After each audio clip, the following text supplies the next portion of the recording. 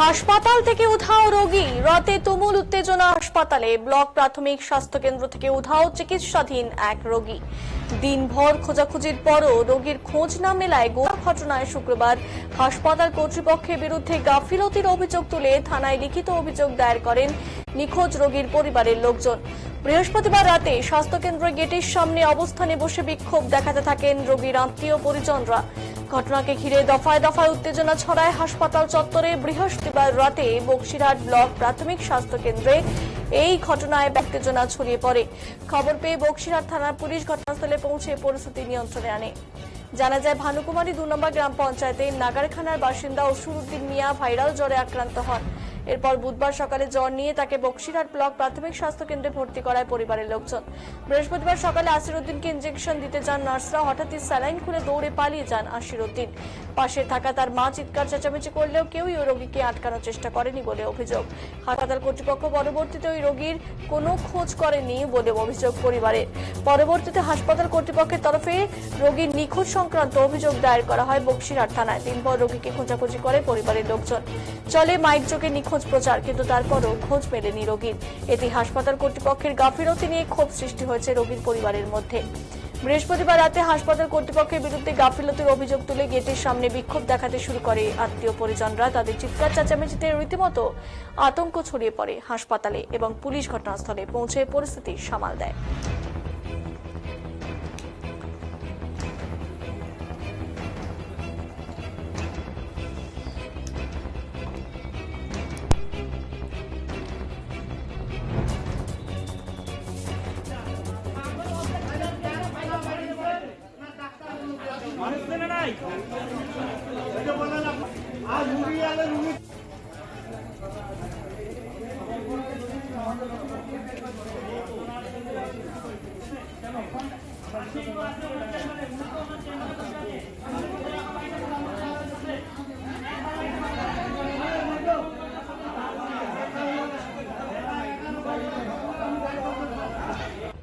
আমার স্বামী অসুস্থতা হয়েছিল, একে খুব দুর্বলতা হয়েছিল, বলছিল আমাকে একটু নিয়ে যাও হাসপাতালে।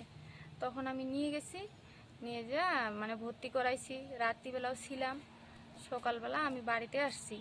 বাড়িতে আসার পরে আবার সকালবেলা বাড়ির থেকে ভাত নিয়ে গেছে, আবার আমার স্বামীকে খাওয়াইছে। খাওয়ার পরে ডাক্তারবাবু রাউন্ডে আসছে।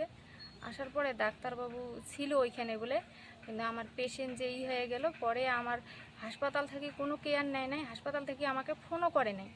তখন আমার একটা ওই যে ছেলে ছিল ভাসতে, আমার ওর কাকা হয়, ও দেখছিল বলে ওইদিকে অন্য একটা ওই রকম দেখে ভাবছে, সন্দেহ করে বলছে বাড়ির লোককে ফোন করছে, আমাদের বাড়ির পাশের লোককে ফোন করার পরে আমরা সাথে সাথে হাসপাতালে চলে আসছি।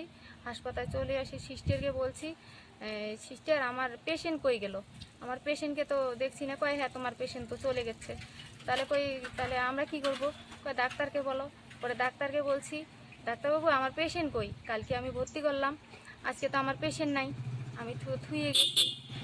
সাথে আমার বৃদ্ধ মা শাশুড়ি ছিল। তারপরে ডাক্তারবাবু বললো আমরা থানায় যোগ করছি। তারপরে ডাক্তারবাবুর কথা শুনে আবার থানায় আসছি। থানায় এসে পরে যে এখন আমরা একটু এখনও আমার স্বামীকে খুঁজে পাচ্ছি না। অনেক খোঁজাখুঁজি করছি, মাইকিংও করছি, মোবাইলে ফটোও ছাড়ছি। ফটো ছাড়ার পরে এখনও লোক খুঁজতে আছে, এখনও আমার স্বামীকে পাচ্ছি না। থানায় অভিযোগ দায়ের করছেন? হ্যাঁ, থানায় অভিযোগ দায়ের করার জন্য আসছি এখানে, এই জন্য করবো। আচ্ছা, এখন কি চাচ্ছেন? এখন আমার স্বামীকে চাচ্ছি, কোথায় খোঁজো, একটু করো আমার স্বামী। সকাল আমাদের 2 নম্বর নাগারখানা আমাদের রোগী আসিরুদ্দিন মিয়া নাম, ওনার অসুস্থতার কারণে শ্বাসকষ্ট জ্বর, এই জন্য আমরা ভর্তি করানি হয়েছে হসপিটালে।